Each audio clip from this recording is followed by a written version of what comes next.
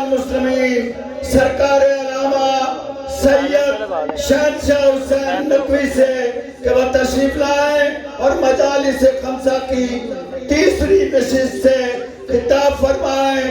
اور سارے ہاتھ اٹھا کے پوری دنیا آپ کو دیکھ رہی ہے اور اللہ نے کیمرہ لگایا ہوا ہے. جبریل لے کے بیٹھے ہوئے ہیں. کون کون اس کیمرے میں آتا ہے؟ نعرہ تکبیر، نعرہ رسالت، نعرہ حیدری. بسم اللہ الرحمن الرحیم.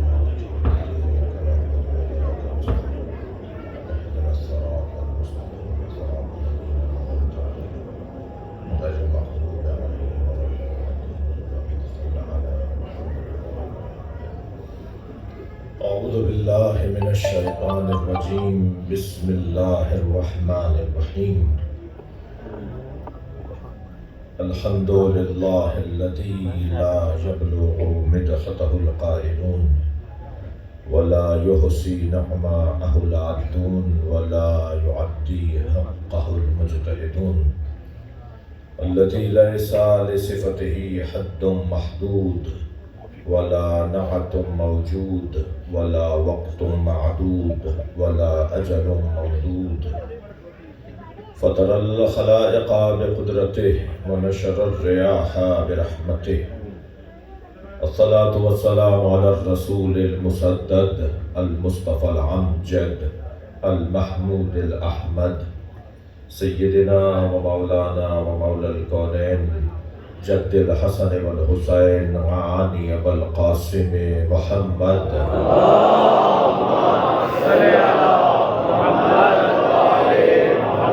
وآله الطيبين الطاهرين المعصومين الذين قال الله إنما يريد الله ليذهب عنكم الرجس أهل البيت ويطهركم تطهيرا.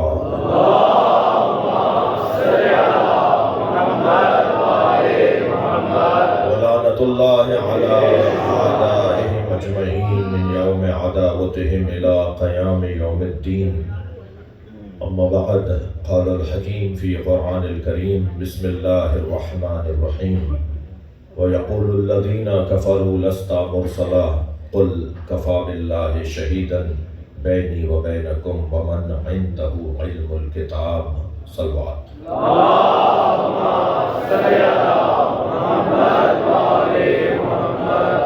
سورہ مبارکہ رات آخری آیت 43واں نشان. اللہ اپنے اس کلام میں ہر زمانے میں اپنے ساتھ نبی کی رسالت پر گواہ رہے گا اس کا اعلان کر رہا ہے. وَيَقُولُ الَّذِينَ كَفَرُوا لَسْتَ مُرْسَلًا. جنہوں نے کفر اختیار کیا وہ کہتے ہیں اور کہتے رہیں گے کہ آپ بھیجے ہوئے رسول نہیں ہیں. قل اے میرے حبیب انہیں جواب دے دیجئے، انہیں کہہ دیجئے کفا باللہ شہیداً بینی و بینکم، میرے اور تمہارے درمیان میری رسالت پر گواہی کے لیے اللہ کافی ہے.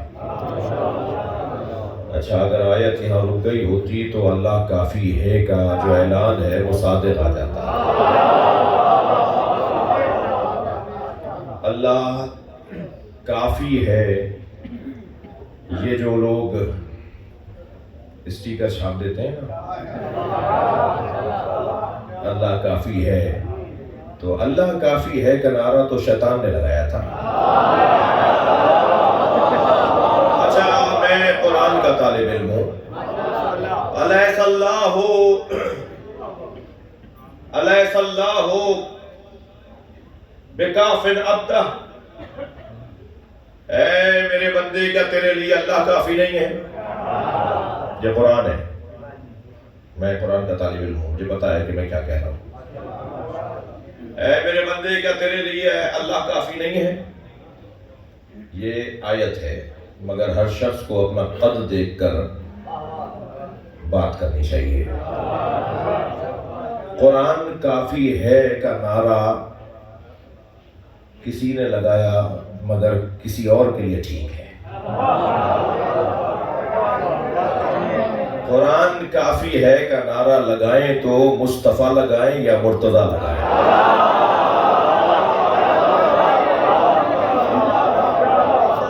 یعنی جو کہہ سکتے ہیں نا کہ قرآن میرے لیے کافی ہے، وہ وہی ہے جس پہ قرآن اترا ہے یا جس نے قرآن اترتے ہوئے دیکھا ہے۔ نہج البلاغہ میں میرے مولا علی کا خطبہ کہ سمعت رنتن حین نزل الوحی، جب قرآن نازل ہوا تو میں نے رونے کی آواز سنی۔ کون کہہ رہا ہے؟ علی۔ جب قرآن نبی پر نازل ہوا تو میں نے ایک چیخ مار کے رونے کی آواز سنی۔ میں نے کہا یا رسول اللہ ما ہذہ الرنہ، یہ کس کے رونے کی آواز ہے، یہ کیسا گریہ ہے؟ فرمایا ھذا الشیطان، مجھ پر جب وحی نازل ہوتی ہے تو شیطان چیخ مار مار کے روتا ہے۔ اور پھر بات یہاں ختم نہیں ہوئی، مولا فرماتے ہیں نبی نے فوراً فرمایا یا علی انت تسمع ما اسمع وترى ما ارى، یا علی جو میں سنتا ہوں وہ تم سنتے ہو، جو میں دیکھتا ہوں وہ تم دیکھتے ہو۔ الا علی نبی آبادی، فرق اتنا ہے میرے بعد کوئی نبی نہیں ہے۔ علی حق، علی حق، علی حق، علی حق، علی حق، علی حق۔ یہ جو قرآن میں ہے نا الیس اللہ بکافٍ عبدہ، اے میرے بندے کیا تیرے لیے اللہ کافی نہیں ہے، یہ آیت یقیناً قرآن کا عنوان اور پیغام ہے، مگر یہ کس کے لیے ہے؟ میں تھوڑا سا قرآن کے طالب علمی کا ثبوت دیتے ہوئے آگے بڑھوں۔ شیطان اتنا بڑا موحد تھا کہ اللہ کی عزت کی قسم کھا کے بات کرتا ہے۔ فَبِعِزَّتِكَ لَأُغْوِيَنَّهُمْ أَجْمَعِينَ، تیری عزت کی قسم ہے میں ان سب کو بہکاؤں گا۔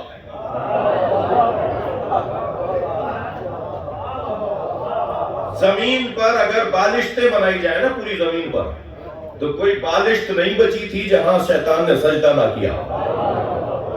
اتنا بڑا سجدہ گزار تھا اللہ کا، اور اللہ سے کیا کہہ رہا ہے؟ تیری عزت کی قسم میں تیری مخلوق کو، تیرے بندوں کو بہکاؤں گا۔ اللہ کو تو مانتا ہے بھائی یہ اللہ کافی ہے، مجھے کسی اور کی ضرورت نہیں ہے، یہ نعرہ تو بہت پہلے لگا تھا۔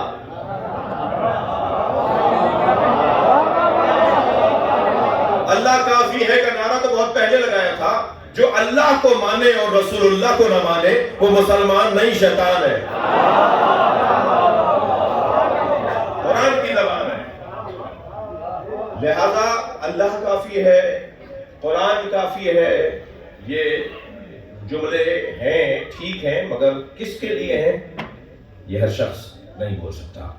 میرے لیے نہیں ہے، میں تو اپنے اوپر رکھ کے بات کر لوں نا تاکہ کسی کو کوئی تکلیف نہ ہو۔ قرآن کافی ہے، یہ میرے لیے نہیں ہے۔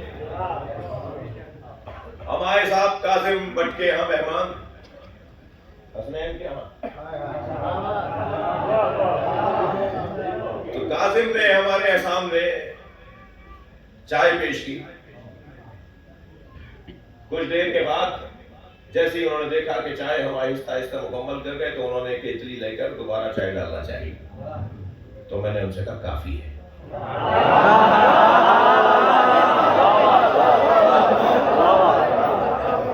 اب کچھ دیر گزری، کیا بہت دیر گزر گئی، ہمیں آرام کرنے کا، کچھ سفر کر کے آئے تھے، چاہ رہے تھے کچھ دیر آرام بھی کر لیں، مگر سوچتے رہے کہ کب یہ کہیں گے کہ یہاں آ جائیے، یہاں آرام کر لیجیے، بستر آپ کے لیے لگایا ہے، مگر نہیں ہوا ایسا۔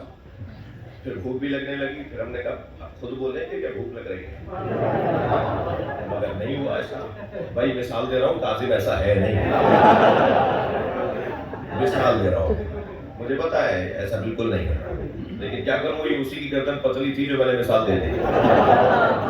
تو کچھ دیر کے بعد ہمیں پانی کی ضرورت پڑی، پیاس لگنے لگی، مگر پانی بھی نظر نہیں آ رہا تھا، تو میں نے ان سے کہا بھائی بستر، کھانا، پانی، کہنے لگا ابھی تو کچھ دیر پہلے آپ نے کہا تھا کہ کافی ہے۔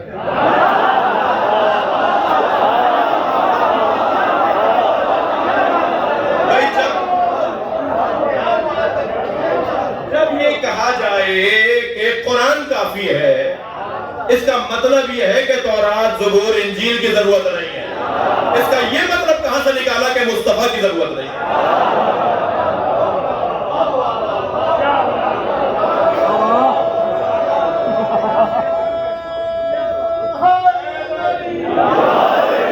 بھئی اگر میں نے چائے کے موقع پہ کہا کہ کافی ہے تو اسی کے جنس کے بارے میں سوچا جائے گا کہ اور چائے ضروری نہیں ہے، لیکن جنس بدلے کی تو ضرورت ہے۔ توجہ کر رہے ہیں حضرات؟ یہ جو قرآن پکار کر کہہ رہا ہے کہ جنہوں نے کفر اختیار کیا وہ کہتے ہیں اور کہتے رہیں گے، آپ کہہ دیجئے کہ میری رسالت پر گواہی کے لیے اللہ کافی ہے۔ آیت رکی نہیں ہے یہاں، اللہ کافی ہے۔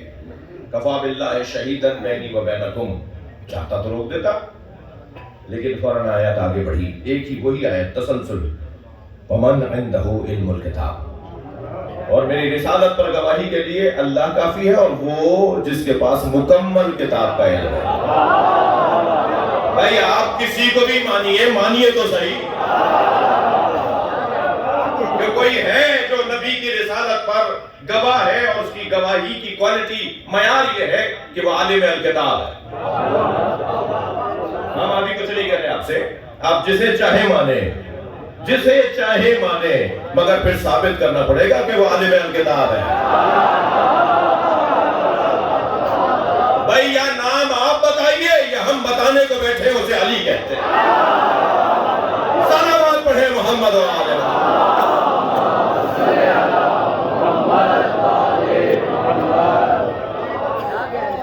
اب جب نبی کی رسالت کا انکار ہوتا رہے گا، یقولو ہے فعل مضارع ہے، جنہوں نے کفر اختیار کیا وہ کہتے ہیں اور کہتے رہیں گے۔ جب کہتے ہیں اور کہتے رہیں گے تو گواہ بھی اللہ اور اللہ کے ساتھ عالم الکتاب کا ہونا ہر زمانے میں لازمی ہے۔ اللہ تو ازلی اور ابدی ہے، اس میں تو کوئی بحث ہی نہیں۔ اللہ سے زیادہ کوئی ہے؟ کوئی نہیں ہے۔ لفظ ہے اللہ سے زیادہ کسی کو ساتھ نہیں آتا۔ اللہ ہے اور وہ کہ جس کے پاس مکمل کتاب کا علم۔ اب جو مکمل کتاب کا علم ہے یہ تو ثابت ہوگا، یہ تو ثابت کرنا پڑے گا کہ کس کے پاس مکمل کتاب کا علم ہے۔ میرے مولا علی سے پوچھا یا علی، اچھا دیکھیے بعض الفاظ ایسے ہیں کہ جو قرآن میں کبھی صرف اللہ کے لیے آئے ہیں اور کبھی اللہ کے علاوہ اللہ کے مقربین کے لیے آئے ہیں۔ تو کیا کریں ان لوگوں کا کہ جو اللہ کے علاوہ کسی کو ماننے کو تیار نہیں؟ مگر اللہ تو چاہتا ہے کہ میرے ساتھ انہیں مانو جنہیں میں نے مانا ہے۔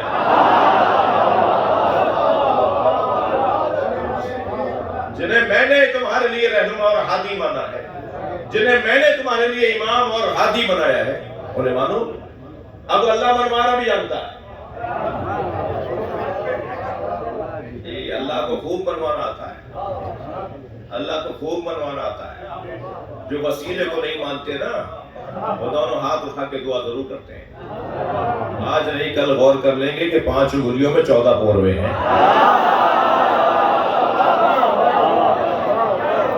کبھی تو غور کریں گے،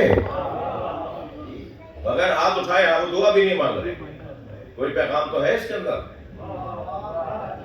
اللہ نے تو ہمارے ماتھے پہ بھی جو باریک باریک نالیاں رکھی ہیں نا، اس کی بھی حکمت ہے۔ ہر پیشانی کے بعد باریک باریک بالیں ہیں نا، اس کی بھی کوئی حکمت ہے۔ یہ بھویں ہیں، اس کی حکمت ہے۔ پلکیں ہیں، اس کی حکمت ہے۔ آنسو نمکین ہے، اس کی حکمت ہے۔ کان یہ جو نظر آ رہا ہے، اس کی اور حکمت ہے، یہ چلنے میں ہمیں کام کرتا ہے۔ جی اگر یہ والے ایسے کان ہمارے نہیں ہوتے تو چلنے کے لیے 2 پیر اور چاہیے ہوتے۔ یہ 2 پیروں پہ چلنے والی مخلوق تو بتائیے، سائیکل موٹر سائیکل کو بغیر اسٹینڈ کے کھڑا کرتے ہوئے دکھائیے، آپ کھڑے ہو جاتے ہیں۔ 2 پیروں پر کیسے کھڑے ہوں گے؟ بیلنس کیسے ہو رہا ہے؟ گر کیوں نہیں رہے؟ یہ جو میں باتیں کر رہا ہوں، یہ میں باتیں نہیں کر رہا ہوں، امام جعفر صادق کے اقوال سنا رہا ہوں۔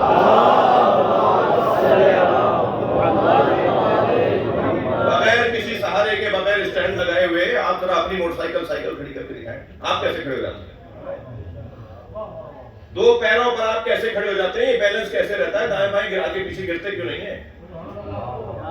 یہ پیر کھڑا کرنے کا کام کر رہے ہیں, کان بیلنس کا کام کر رہے ہیں.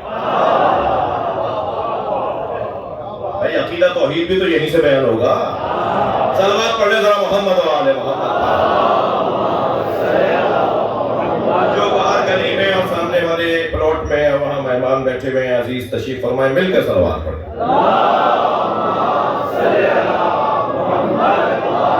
میں نے باہر والوں کو آپ کو بھی کہا تھا مل کر صلوات پڑھیں.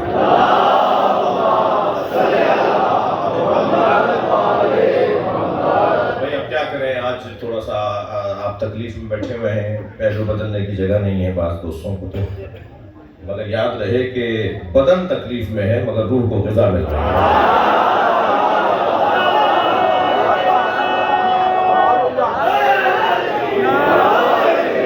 احساس بھی نہیں ہوگا بھائی, احساس بھی نہیں ہوگا کہ ہم تکلیف میں بیٹھے تھے. علامہ اقبال کا شعر ہے, دو مصرے مجھے یاد آ رہے ہیں. علامہ اقبال کہتے ہیں عشق پر اعمال کی بنیاد رکھ. جب تک عشق نہیں ہوگا نا اعمال میں لطف اور مزہ نہیں آئے گا. کسی کو تو 2 رکعت نماز سال بھر میں بھی پڑھی نہیں جاتی, اور کوئی آدھی رات ایک رکوع میں گزار دیتا ہے. تو اسے ایک رکوع میں مزہ کیوں آ رہا ہے, اسے سال میں 2 رکعت نماز میں مزہ کیوں نہیں آ رہا؟ مسئلہ عشق کا ہے. علامہ اقبال کہتے ہیں عشق پر اعمال کی بنیاد رکھ, عقل کو تنقید سے فرصت نہیں. بولنے دیجئے جو دائیں بائیں سے گزرتے ہوئے کہہ رہے ہیں شیعہ کیا کر رہے ہیں, انہیں کیا پتا اس گھڑے کا ذائقہ کیا ہے.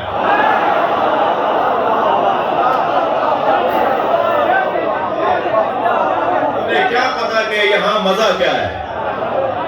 جی مرنے کے بعد ہمیں بھی پتا چلے گا اور انہیں بھی پتا چلے گا. جی جی بات آگے بڑھے. ہر زمانے میں نبی کی رسالت پر گواہی کے لیے اللہ اور وہ جو عالم الکتاب. کل میں نے گفتگو جہاں چھوڑی تھی وہاں سے پیوست اور وابستہ کر رہا ہوں. امامت تسلسل ہے اس ہدایت کا کہ جو بے عنوان نبوت آئی, یعنی امامت متم نبوت ہے. اولنا آخرنا اوسطنا کلنا, یہ امامت کا عنوان ہے. یعنی نبی کو جس کی ختم کیجیے کو ختم کیجیے, نبی قیامت تک کے لیے نبی بن کر آئے. تو نبی جب چلے گئے, سرکار کی جب رحلت ہو گئی, پردہ فرما گئے, تو آپ کی جگہ امت کا رہنما اور ہادی کون ہے؟ بس جو آپ کی جگہ امت کا ہادی اور رہنما ہے اسے ہم امام کہتے ہیں. اور ہر زمانے میں امام کی ضرورت ہے, لہذا ہم 12ویں پر رکے ہوئے ہیں. وہ اور بات ہے کہ کسی کی عمر 26 سال رہی, کسی کی عمر 56 سال رہی, اور جسے ہم اپنے زمانے کا امام کہتے ہیں وہ 12ویں ہیں مگر 1150 سال سے ہیں.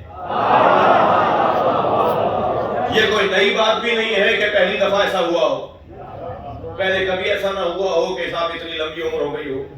بہت سے انبیاء کی عمریں طویل رہی, بہت سے نبیوں کی عمریں طویل نہیں, بہت ساری مخلوقات کی عمریں طویل ہیں. تو اللہ جس کی عمر چاہے بڑھائے اور جس کی عمر چاہے گھٹائے اور کم کرے, وہ جتنا چاہے رکھے. وہ یہاں چاہ رہا ہے کہ میرا ہادی, میری جانب سے ہادی, امت کے لیے ہادی طویل حیات پائے, طویل حیات لے کر آنے والا ہادی. لہذا 12ویں پہ بات کی گئی. نبی نے فرمایا میرے بعد میرے 12 جانشین ہیں, 12ویں کا نام میرا نام ہوگا, اس کی کنیت میری کنیت ہوگی, اس کی شکل میری شکل ہوگی,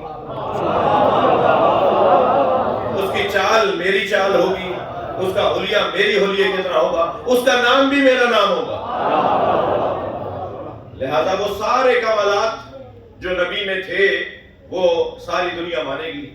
عجیب بات نہیں ہے کہ نبی کی اولاد میں, نبی کی نسل میں ایک امام کے انتظار میں ساری دنیا ہے. بھائی میں لفظ اور بہتر کرتا ہوں، آخری نبی کے کہنے کے مطابق مانتے ہو، پہلا نبی کے کہنے کے مطابق کیوں نہیں مانتے؟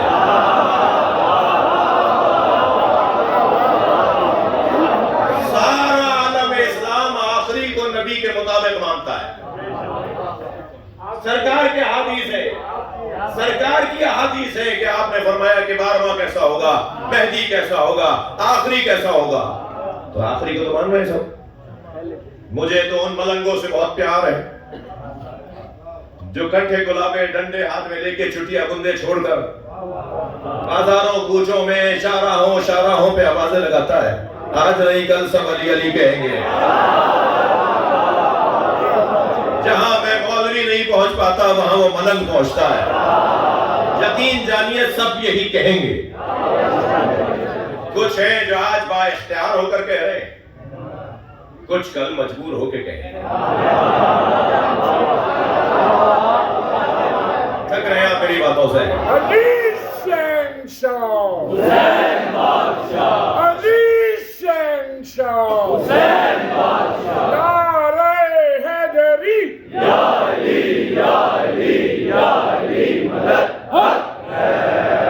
سب بلاخر جہاں پہ عقل کو مصروف تنگ دیکھا، جہاں پہ عقل کو مصروف تنگ دیکھا ہے وہاں شخص کو مصروف جنگ دیکھا ہے۔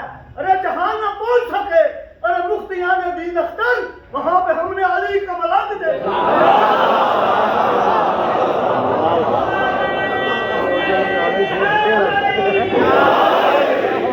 بھائی میں جس قبیلے سے تعلق رکھتا ہوں وہاں کے کچھ لوگ میرے اس لہجے کو پسند نہیں کرتے، وہ کہتے ہیں مولانا ملنگی کو فروغ دے رہے ہیں۔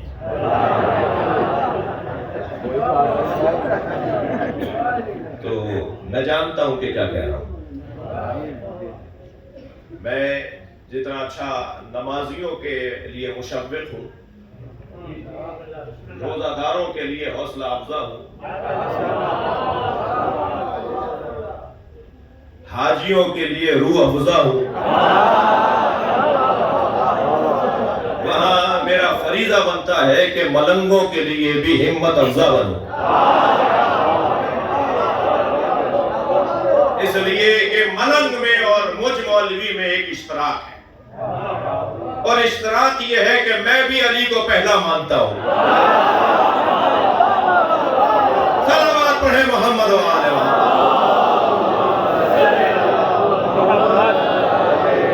اس سے بلند صلوات۔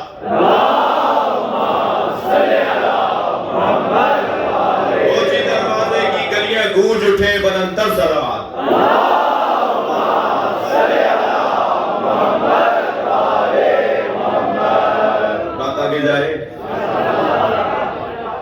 لہذا ہر زمانے میں ایک امام کی ضرورت ہے، اور امام یعنی جو عالم الکتاب ہو، امام یعنی کہ جو گواہ رسالت معاب ہو۔ ہر زمانے میں عالم الکتاب کا ہونا ضروری ہے۔ شقیق بلخی کہتے ہیں کہ میں حج کے سفر پہ تھا کہ مقام قادسیہ پر میرا گھوڑا جب پہنچا اور میں نے اپنے گھوڑے کو لگام اس کی باندھی، اسے روکا، اور میں نے دیکھا کہ سراؤں اور مسافر خانوں میں اور جگہ جگہ چبوتروں پر جیسے مختلف قافلوں کے لوگ ٹھہرے ہوئے ہیں۔ تو انہی کے درمیان ایک مرتبہ میری نگاہ گئی کہ ایک علیحدہ سے جوان بیٹھا ہوا ہے جس کی پیشانی پہ سجدے کا نشان چاند دکھائی دے رہا ہے، جو لاغر اندام تھا اور بہت ہی سادہ لباس میں تھا، اور چہرے کا نور اس کی طرف دیکھنے پر مجبور کر رہا تھا۔ حسن اس کا ایسا تھا کہ اگر کوئی کہہ دے کہ اسی کو یوسف کہتے ہیں تو بجا ہو اور صحیح ہو، مگر اس کی سادگی اور اس کی طبیعت کے اندر خاکساری مجھے یہ سوچنے پہ مجبور کر رہی تھی کہ یہ کوئی صوفی جوان ہے جو ان پیسے والوں کو تنگ کرے گا۔ میں لفظ بدل دوں، یہ کوئی ملنگ ہے جو ان پیسے والے جو مسافر حاجی آئے ہوئے ہیں، مقام قادسیہ ہے، شقیق بلخی روایت کر رہے ہیں. بچے جوان ذرا اپنے ذہن میں یہ نام بٹھا کر جائیں. میں نے سوچا یہ کوئی صوفی جوان ہے، یہ ان مسافروں کو، حاجیوں کو تنگ کرے گا، ان سے کوئی مدد مانگے گا، ان سے کچھ کہے گا کہ مجھے یہ دے دو وہ دے دو. تو میں اس کے پاس جاؤں اور اس کو کہوں کہ یہاں سے جاؤ. تو جیسے ہی میں اس کے قریب پہنچا تو اس نے آواز دے کر کہا یا شقیق اجتنبوا کثیرا من الظن ان بعض الظن اسم. بعض گمانوں سے پرہیز کیا کرو، اس لیے کہ بعض گمان گناہ ہوتے ہیں. کہنے لگے میرا تو میرے ہاتھ پیر کانپنے لگے. میں ان کے بارے میں کچھ سوچتا ہوا آ رہا تھا اور انہوں نے تو میری سوچ پڑھ لی. تو میں نے چاہا کہ ان سے معافی مانگنے کو آگے بڑھوں کہ اچانک 4-6 لوگ برابر بیچ میں آ گئے، رستے میں آ گئے اور میں ان سے بچ کے نکلنے لگا تو وہاں جو دیکھا تو وہ تھا ہی. اچانک جیسے کوئی ہوا کی طرح کچھ لوگ سامنے آئے اور میری آنکھوں سے وہ جھل گئے. اب میں ڈھونڈتا رہا قافلوں میں مگر وہ مجھے شخص نظر نہیں آیا، وہ جوان نظر نہیں آیا، وہ خوبرو، وہ حسین، وہ یوسف زمان. کہتے ہیں کہ پھر ہم نے قافلہ ہمارا روانہ ہوا اور پھر ہم مقام زبالہ پر پہنچے. مقام زبالہ پہ جب سواریاں قافلوں کی اترنے لگیں، سواریاں رکنے لگیں، لوگ اترنے لگے اور اپنے اپنے جگہوں پر جا کے آرام و استراحت کرنے لگے، تو میں بھی ایسے ہی روانہ ہو رہا تھا کہ اچانک میری نگاہ پڑی کہ وہی جوان بیٹھا ہوا ہے. تو کہا میں تو وہاں ڈھونڈ رہا تھا اسے اور وہ میری آنکھوں سے اوجھل ہو گیا تھا. تو میں نے سوچا کہ جا کر یہ اللہ کا ولی ہے، یہ میری ذہن کو پڑھتا ہے، تو یہ اللہ کا ولی ہے، میں اس سے جا کے معافی مانگوں. تو کہنے لگے میں ابھی کچھ آگے گیا تھا کہ دور سے انہوں نے آواز دے کر کہا انی لغفار لمن تاب وآمن وعمل صالحا. جو توبہ کرنے والا ہوتا ہے اللہ انہیں معاف کرتا ہے.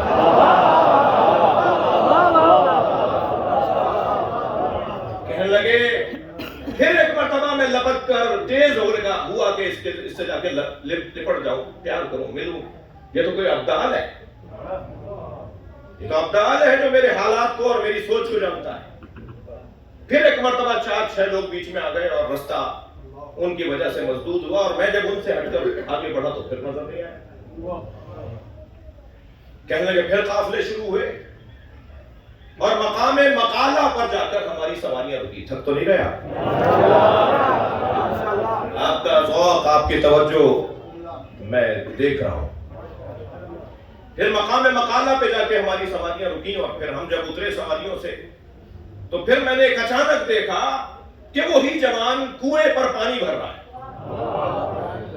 میں جتنی جلدی میرے لیے ممکن تھا میں تیزی جلدی اس کے قریب بڑھا.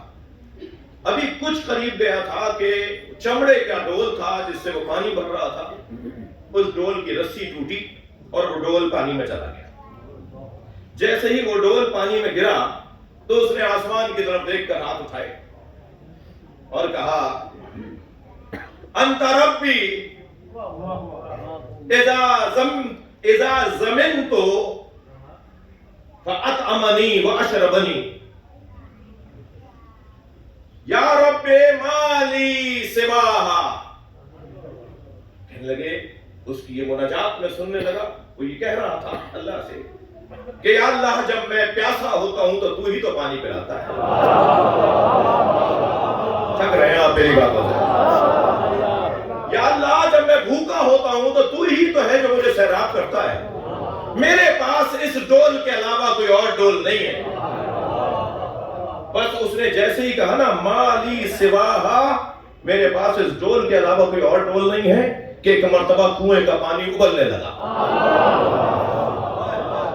پانی باہر چھلک کے نکلنے لگا جیسے کنویں میں تلاطم ہو رہا ہو. جیسے سمندر میں طغیانی آتی ہے ایسے کنویں میں طغیانی آنے لگی اور وہ ڈول نکل کے باہر آیا اور اس نے بڑھ کے اس ڈول کو اٹھایا اور پھر اس سے اپنے مطلب کا اور اپنی ضرورت کا پانی بھرا. میں آگے بڑھ رہا تھا کہ ایک اچانک 2-4 نہیں، ایک بڑا غول، ایک بہت بڑی تعداد حاجیوں کی اور مسافروں کی میرے درمیان آ گئی. اور پھر میں نے ایک مرتبہ وہاں دیکھا تو وہ کنویں کے سر پر یعنی منیر پر اور کنویں کے پاس سر چاہ نہیں تھا۔ پھر مجھے ایک مرتبہ پریشانی ہوئی کہ یا اللہ میں اس کو کیسے پاؤں، میں اس تک کیسے پہنچوں۔ میں تھک مان کر ایک جگہ جا کے بیٹھ گیا کہ اچانک مجھے نظر آیا کہ وہی جوان ڈول ہاتھ میں لیے گزر رہا ہے۔ میں اٹھ کے بڑھنے لگا اور بڑھتے بڑھتے اسے دیکھنے لگا تو میں نے کیا دیکھا کہ اس نے چند مشت خاک زمین سے اٹھا کر ڈول میں ڈالا اور ڈول کو ہلایا اور مجھے آواز دے کر کہا قریب آؤ شربت پی لو۔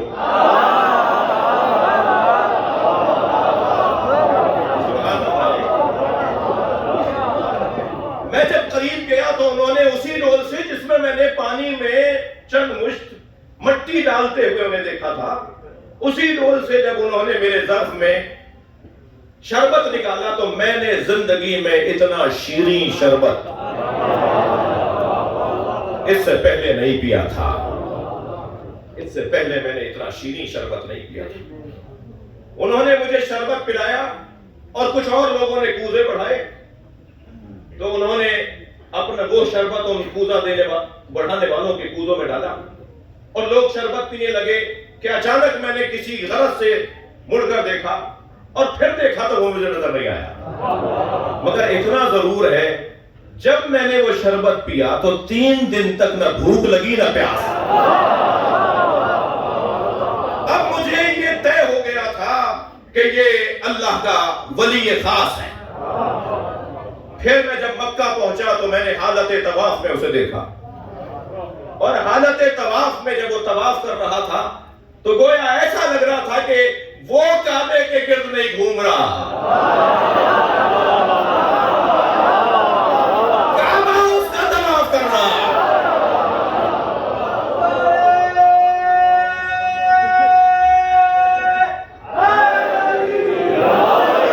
میں اس منظر کو دیکھ کر پریشان ہوا، حیران ہوا، آخر یہ کون ہے؟ اس کمال کا انسان کون ہو سکتا ہے؟ تو میں نے ایک طواف کرتے ہوئے حاجی سے کہا مجھے وہ بتاؤ کہ وہ کون ہے، وہ جو طواف کر رہا ہے وہ کون ہے؟ تو اس نے میرا ہاتھ دباتے ہوئے کہا تمہیں نہیں پتا یہ موسیٰ ابن جعفر ہے، یہ موسیٰ کاظم ہے۔ صلوات پڑھے محمد و آلہ محمد۔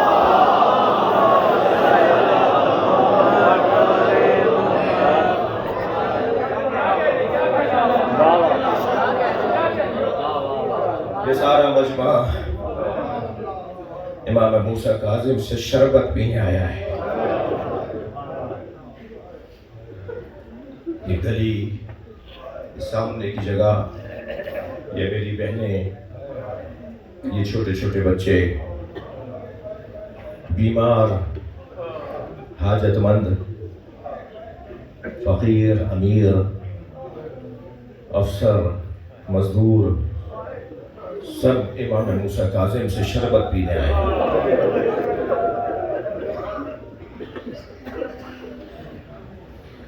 مولا ہمیں بھی سیراب کر دے، ہمیں بھی کچھ عطا ہو۔ باب الحوائج جو مانگنے سے پہلے دیتا ہو، جو سوچے تو دے دے، وہ ولی خاص خدا۔ چلیے ذہنوں کو، اپنے ذہنوں کو ذرا ایک اور باب الحوائج تک لے چلیے۔ جناب بخاری صاحب نے خواہش کا اظہار کیا، مگر مجھے اجازت دیں کہ میں جو سوچ رہا ہوں وہی ہو۔ ایک باب الحوائج کی بارگاہ میں چلتے ہیں جسے عباس کہتے ہیں۔ ہم حضرت عباس کو سلام کر لیں تاکہ امام موسیٰ کاظم کی توجہ ہماری طرف ہو جائے۔ مولا آپ بھی ہمارے ساتھ کربلا چلیے۔ حسین کا با وفا بھائی 3 سال کا سن تھا، مولا حسین نے قنبر سے پانی مانگا تھا۔ قنبر کتنی جلدی گئے ہوں گے پانی لینے؟ मगर मौला अली ने देखा कि कंबर से पहले अब्बास पानी ला रहे हैं, मगर कमसिनी थी, ज़र्फ जो मौला हुसैन के लिए भर के लाए थे कि जल्दी मौला हुसैन तक पानी पहुंच जाए, वो ज़र्फ अपने सर पे उठाया हुआ था कि पानी छलक छलक के बाजुओं पर आ रहा था, और अली बैठे देख कर रो रहे थे। अजरुकुम अल्लाह, अजरुकुम अल्लाह। जैसे ही हजरत अब्बास करीब आए, मौला अली ने हाथ से पानी लिया, मौला हुसैन को देते हुए फरमाया, हुसैन आज तो अब्बास पानी ले आया। अजरुकुम अल्लाह, अजरुकुम अल्लाह। जब आप बुलंद आवाज से रोते हैं ना, तो रूहानियत और नूरानियत का मरहला होता है, हाजात कबूल होने का मरहला होता है। आज तो अब्बास पानी लेकर आ गया, मगर कल करबला में तुम्हारे बच्चों के लिए पानी लेने जाएगा, मगर ये अब्बास पानी नहीं ला सकेगा। और ऐ हुसैन, ये जो अब्बास के बाजू तर हुए ना, पानी लाते हुए जो पानी छलका है और अब्बास के बाजुओं पर आया है, ये जो बाजू तर हो गए ना, ये बाजू कट जाएंगे। हक है, बुलंद आवाज से रोना हक है। जनाब उम्मुल बनीन को जब पता चला था ना कि हुसैन मारे गए, मदीना मुनव्वरा में जो रोने आए, जिनके मजहब में रोना जायज है, वो तकल्लुफ करके नहीं रोया करें। जब मदीने में पता चला कि हुसैन मारे गए, तो बेसाख्ता कहा, मैं अब्बास को दूध नहीं बख्शूंगी। मैंने अब्बास को इसलिए जवान किया था कि हुसैन मार दिया जाए। जब खबर आई ना कि अब्बास पहले मारे गए, फिर हुसैन मारे गए, अब्बास करबला में पहले शहीद हुए, फिर हुसैन बाद में शहीद हुए, तो फरमाने लगी, अब्बास को भी कोई मार सकता? अजरुकुम अल्लाह। मैंने पाला है अब्बास को, मैं जानती हूँ मेरा बच्चा कैसा बहादुर है। दुनिया में कोई पैदा नहीं हुआ तो मेरे बच्चे को मारे। तो कहा, ए बीबी, पहले बाजू काटे। अब्बास के पहले बाजू काटे गए। अजरुकुम अल्लाह, अजरुकुम अल्लाह। मुझे जल्दी नहीं है, आप भी तकल्लुफ करके न रोएं। यकीन जानिए, जब बुलंद आवाज से गिरिया होता है ना, गिरिया बुलंद आवाज से होता है, तो उस वक्त फरिश्तों का नुज़ूल होता है, आइम्मा की तवज्जो होती है, खास कैफियत मजलिस पर हाकिम होती है। पहले अब्बास के बाजू काटे गए, फिर अब्बास के जब बाजू काट दिए तो अब्बास की आंख में तीर मारा गया। अब्बास आंख से तीर कैसे निकाले? इसलिए कि बाजू नहीं है, चाहा के झुककर घुटनों के दरमियान तीर का फल लेकर उस फल को खींचे ताकि तीर बाहर आ जाए, तो सर पे गुर्ज आके लगा। फिर अब्बास से घोड़े पर बैठा नहीं गया, और रोने वालों ये भी नहीं कहा, मौला मेरी मदद कीजिएगा, बल्कि फरमाया, मेरा सलाम आखिर। हजरत उम्मुल बनीन को जब बयान किया गया ना कि क्या हुआ अब्बास के साथ, फरमाया, मौला मेरा सलाम आखिर। अब उधर हुसैन घोड़े पे बैठे और ये कहते हुए आगे बढ़े, तुमने मेरी कमर तोड़ दी। अल-आन इनकसर ज़हरी। अजरुकुम अल्लाह। बाबुल हवाइज का तज़किरा कर रहा हूँ, बाबुल हवाइज का तज़किरा कर रहा हूँ। तुमने मेरी कमर तोड़ दी, ये कहते हुए अपने घोड़े पे, घोड़ा तेज दौड़ रहा है, घोड़ा दौड़ता जा रहा है कि एक मर्तबा दौड़ता हुआ घोड़ा रुक गया। तो इमाम ने कभी मारा नहीं अपने घोड़े को, कभी चाबुक नहीं मारते थे इमाम हुसैन। अपने घोड़े की गर्दन पे हाथ फेरते फरमाए, मेरा भाई बुला रहा है, ऐ रहमान मुझे जल्दी अब्बास तक पहुंचा दे। सुनेंगे अज़ीज़ानो, ज़ुलजना ने एक तरफ इशारा किया। अब जब इमाम ने वहां मुड़ के देखा तो अब्बास का कटा हुआ बाजू तड़प रहा। फौरन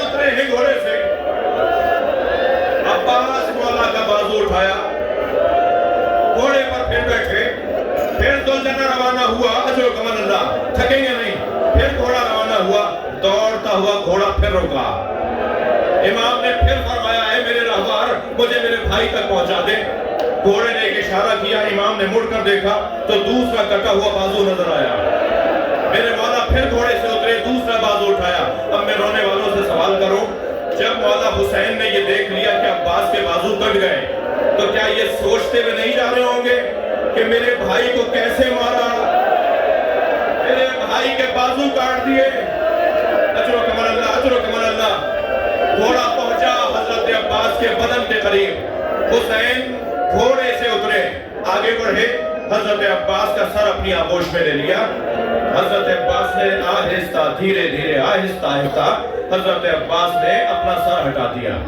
इमाम ने फिर आगोश में लिया, फिर हटाया तो पेशानी का बोसा देते हुए फरमाया, अब्बास तुम अपना सर हमारे जानों से क्यों हटाते हो? तो सुनेंगे, फरमाने लगे, मौला ये शहजादों की जगह है। कहां जानू है हुसैन, कहां गुलाम का सर? फरमाया, अब्बास हम चाहते हैं तुम्हारा सर हमारे जानों पे रहे। अजरुकुम अल्लाह। फरमाया, अब्बास कोई वसीयत हो तो करो। फरमाया, मौला जब मैं दुनिया में आया था सबसे पहले आपका दीदार किया था, अब दुनिया से जानना चाहता हूँ तो आखिरी दीदार आपका करना चाहता हूँ। फरमाया, क्या चीज माने? का मौला मेरी एक आंख में तीर लगा है और एक आंख में खून जमा है। मौला मेरे बाजू होते तो जहमत ना देता, मेरी आंख का खून अगर साफ करे तो मैं आपके चेहरे का दीदार करूं। इमाम ने अबा के दामन से अब्बास की आंख से खून साफ किया, आंख खोली तो मौला का दीदार किया। फरमाया, अब्बास कोई और वसीयत? फरमाया, मौला मेरा लाशा खेमे ना ले जाइए। ऐसे ही हक है बुलंद आवाज से रोने का। अल्लामा नक्कल साहब बयान करते हैं कि ये जो वसीयत है ना कि मेरा लाशा खेमे ना ले जाइएगा, इसके दो सबब थे। इसके दो सबब थे। मौला मेरा लाशा खेमे ना ले जाइएगा, इसका पहला सबब तो ये था, सुनेंगे नक्कल साहब का बयान है, पहला सबब तो ये था जिसकी कमर टूट गई हो वो लाशा उठाएगा कैसे।